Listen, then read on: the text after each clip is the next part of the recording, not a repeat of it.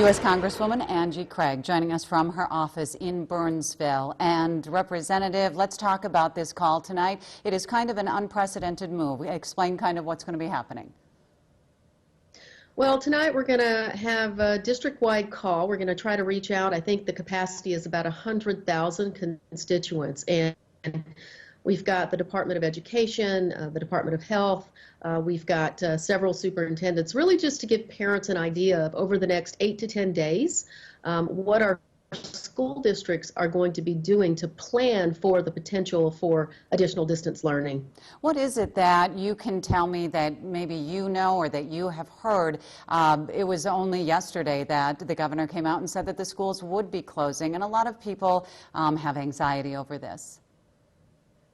Well, it's absolutely understandable that we all have anxiety over uncharted territory. But, you know, there's no doubt in my mind that Minnesotans will do this better than most states because, you know, we're used to a little bit of distance learning from the snow days and some of the capacity we've put in place in recent years. But more than that, we care about each other. At the end of the day, this is going to require that the community come together in order to make sure that we flatten the curve for this virus while folks look for a vaccine, while we deal with the health crisis. So I've encouraged all of my constituents that we will just stick together. We'll be kind to each other. Under the circumstances, we need to absolutely put politics aside, and we need to focus on making sure that our neighbors and our families are safe.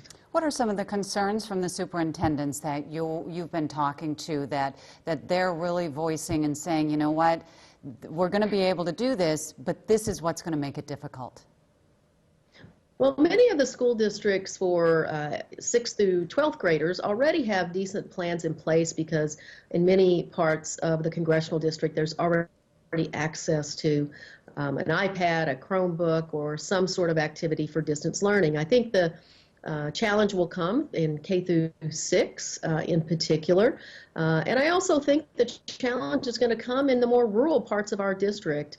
I've been talking for months now that high-speed internet, broadband should be just like a mailbox. Every single family should have one in this country. And in this health crisis and the fact that we have encouraged distance learning now really accentuates the fact that we need to invest in broadband in this country. So those are two of the things. Obviously, there are all kinds of issues that parents are going to have to deal with.